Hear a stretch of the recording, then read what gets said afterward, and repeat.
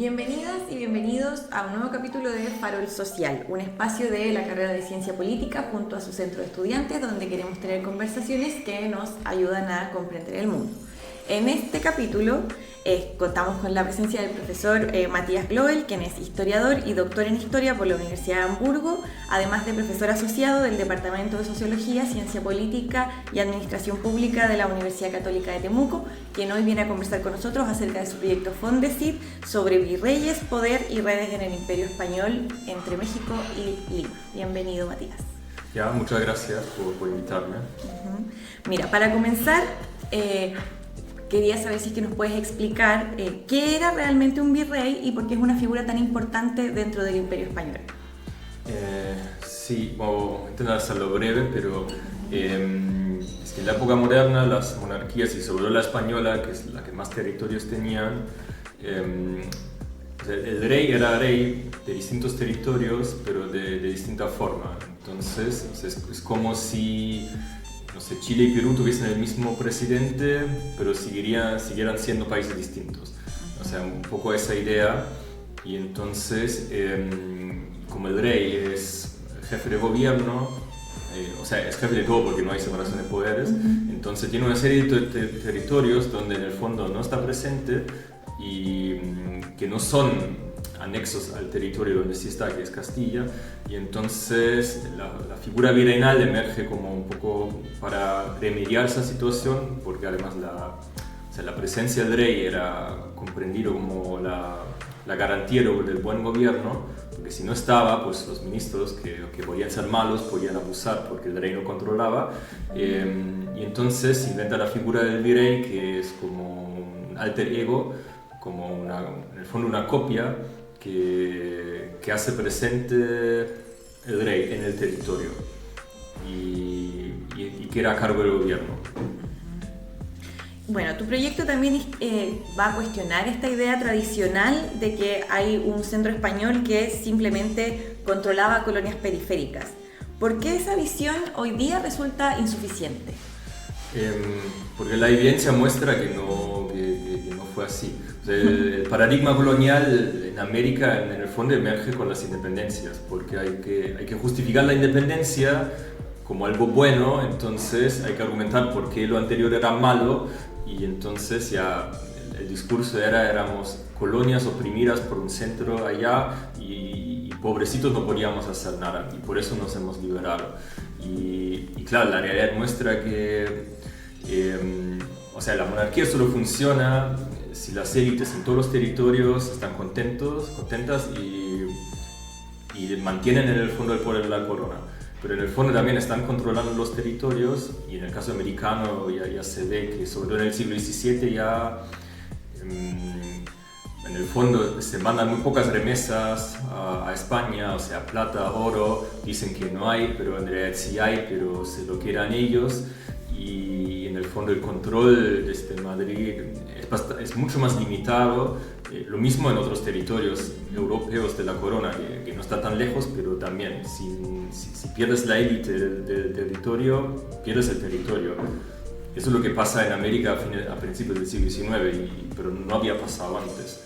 Que podría haber pasado antes, un siglo antes, cuando España está 15 años en una guerra civil, y claramente aquí no hace nada, pero no pasó nada porque estaban contentas las élites.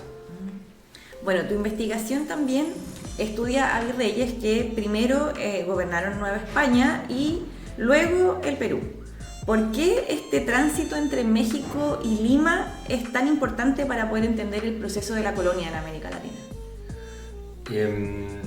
O sea, bueno, se ha visto, yo lo he hecho en un artículo una vez, donde he mirado todos los territorios y he mirado si distintos personajes en el fondo hacen de virrey en varios territorios.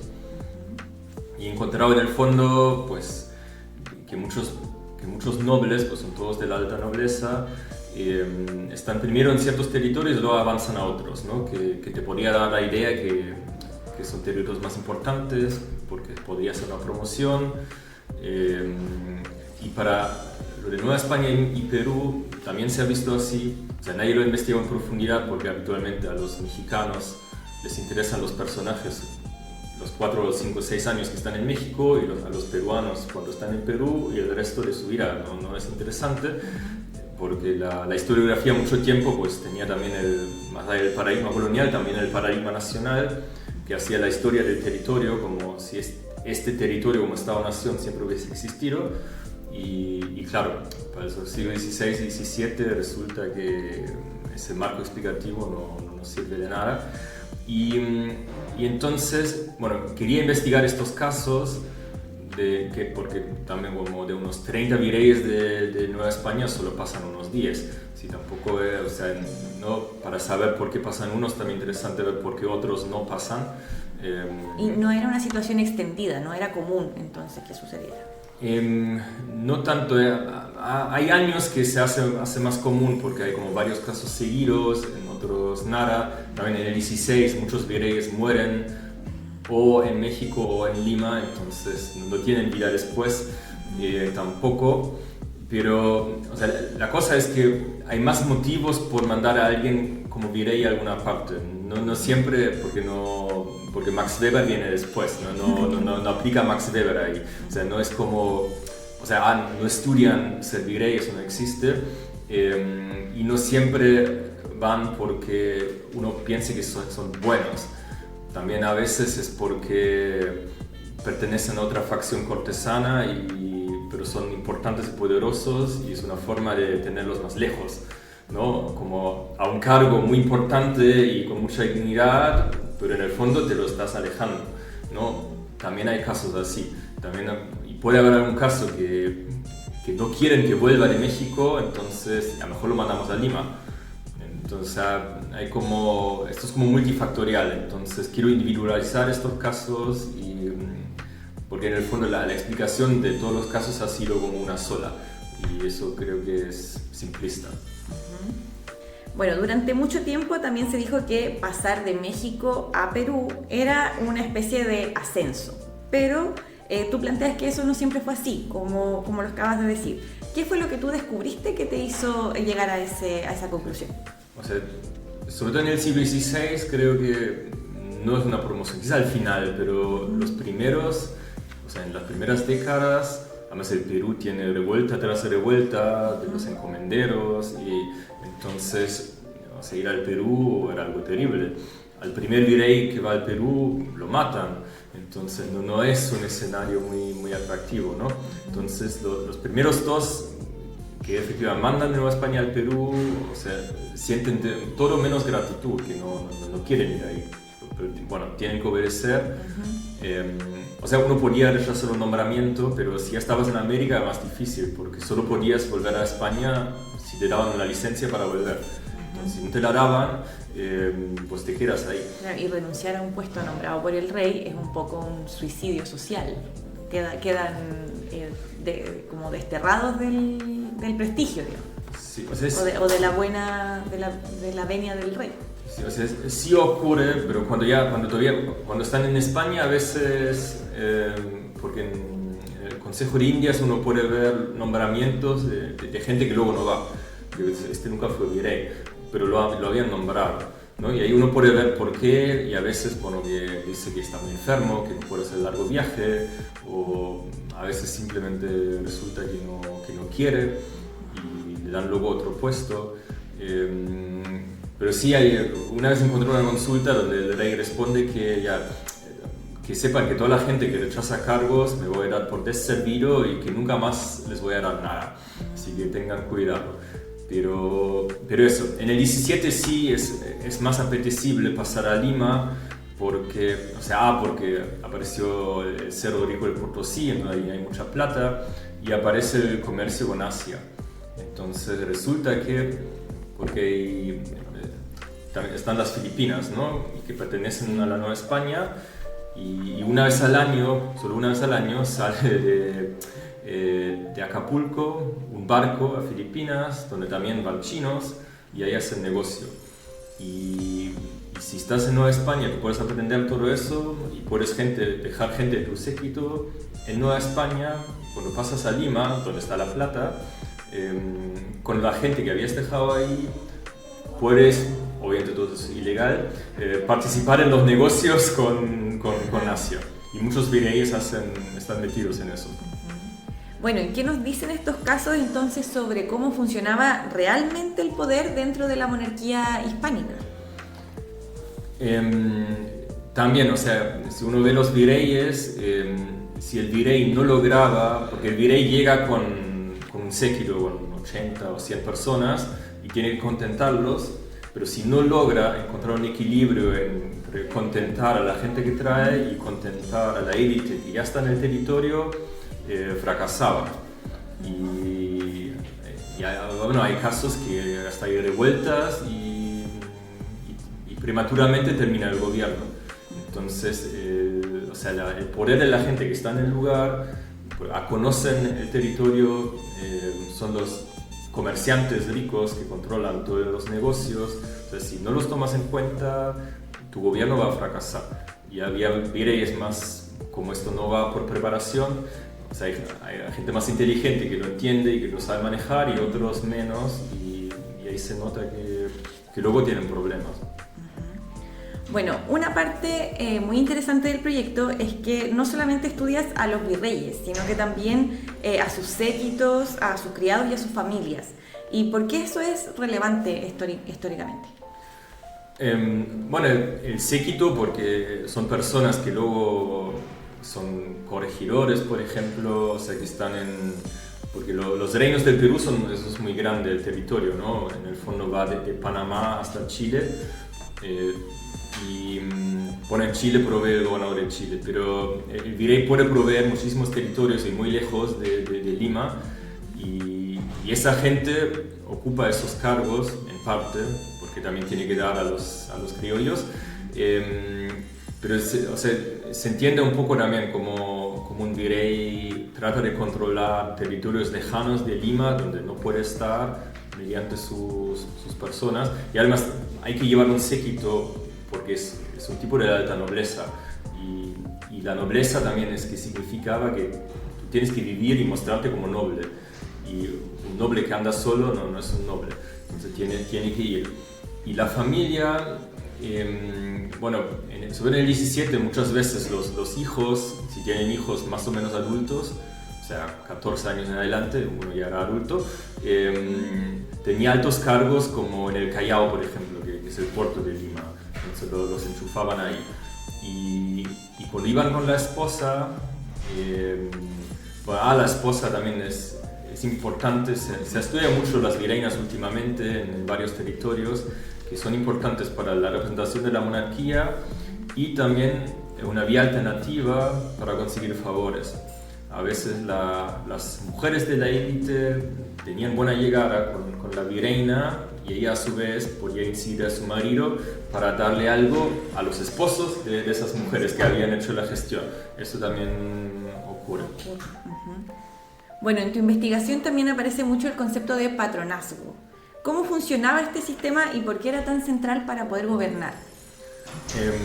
Sí, el patronazgo es un poco eso lo que acabo de decir, eso es parte del patronazgo, que son relaciones clientelares, que no es tanto no es como el clientelismo hoy en día, o sea, tiene parecidos, pero en el fondo, o sea, el parecido está que uno trata de favorecer a sus cercanos, solo que hoy lo vemos algo más como corrupción, ¿no? Y en esa época no, en esa época eso es algo que se esperaba de la gente, que uno procurara por los suyos, y las relaciones en el fondo, desde el rey para abajo, funcionan así, ¿no? Porque todas las relaciones en el fondo son clientelares, aparentemente informales, y funcionan sobre dos conceptos, que es servicio y merced, ¿no? Todos los vasallos del rey tenían que servir, hacerle servicios que podía ser de letras, de armas, de todo tipo, y si uno hacía servicios tenía derecho a mercedes. Y o sea, si tú hacías algo por el rey, en el fondo merecías el premio y te lo tenía que dar. Y eso en el fondo es el patronazgo y las relaciones clientelares, que son básicas para entender toda la edad moderna. Bueno, para reconstruir estas redes y estas trayectorias, ¿Cómo trabaja un historiador? ¿Qué tipo de documentos utilizas para esta investigación? Bueno, fundamentalmente uno va a archivos y bueno, para América hay un archivo central que está en Sevilla, que se llama el Archivo de Indias, y que tiene bueno, una cantidad infinita de documentación. Y claro, por ejemplo, habitualmente existe el documento donde está el séquito del virrey, ¿no? Porque recibe una licencia, un permiso, y sale él y salen todos los nombres de hombres y mujeres que van con él. Entonces uno ya sabe quiénes son las personas que van con él. Y luego uno puede mirar si han obtenido algún cargo allá o no, o si se casaron ahí. Porque la virreina también va con un pequeño séquito de mujeres que son obviamente solteras. Y muchas veces pues la virreina intenta en el territorio que esas mujeres se queden allá con un buen matrimonio, con algún hombre de la élite criolla. Así funcionan todos los matrimonios, ¿no? Porque el matrimonio por amor es una cosa del siglo XX, claro. Y anteriormente son todas cosas estratégicas, con contrato y todo eso. Y claro, hay archivos adicionales en Lima, en México, ¿no? Como protocolos notariales, donde en el fondo se ve toda la gestión del virrey, ¿no? A quién provee, porque los cargos que él puede proveer en el territorio, quizás no siempre hay una evidencia en España, sino entonces hay que ir ahí. Bueno, esta ya es la pregunta del público. ¿Hay algún personaje, algún episodio o un hallazgo que te haya sorprendido especialmente durante esta investigación? Ojalá ninguno como de farándula, la verdad, pero salen muchas cosas interesantes también con territorios como Chile, por ejemplo. Las conexiones entre Lima y Chile son muy interesantes, porque también, por ejemplo, cuando muere el gobernador en Chile, el virrey puede mandar un gobernador interino, porque hasta que desde España mandan otro, pueden pasar 2-3 años y alguien se tiene que hacer cargo, ¿no? Y ahí hay cosas interesantes, pero no hay ninguno como, no sé, como una historia de amor o algo. Eso no lo he buscado mucho. Bueno, y para terminar, aunque tú estudias el siglo XVI y el siglo XVII, muchas de las dinámicas que tú investigas siguen existiendo y siguen replicándose en la actualidad. ¿Qué crees que podemos aprender del pasado para entender mejor nuestro presente? Una cosa es que efectivamente si uno analiza esos siglos, ve que todas las dinámicas, las lógicas, los valores son muy diferentes, ¿no? Y que las fronteras actuales nos sirven, y que todo lo que estamos ahora es una construcción, ¿no? Las naciones son construcciones y todo eso. Eso es importante porque el nacionalismo muchas veces se apoya en un pasado inventado, ¿no? Descrito con lógicas actuales y que no es así. Podría ayudar a desmitificar el nacionalismo o el patriotismo, que en este continente es muy, muy fuerte, ¿no? En todos los países. Pero bueno, también, obviamente las actuaciones de las personas al final muchas veces sí son parecidas y bueno, nos puede ayudar a entender la naturaleza humana, que en el fondo en cualquier época, si alguien puede sacar provecho de algo legal o ilegalmente, probablemente lo va a hacer, ¿no? Y que solo que lo que parece aceptable y no aceptable, eso va cambiando, pero el comportamiento de las personas individuales cambia muy poco. Eso también uno que era del siglo VIII probablemente también te puede decir eso. Muchas gracias por tu participación y por haber venido a conversar con nosotros. Sí. Muchas gracias por haberme invitado. Bueno, nos vemos en un próximo capítulo. Esto fue Farol Social.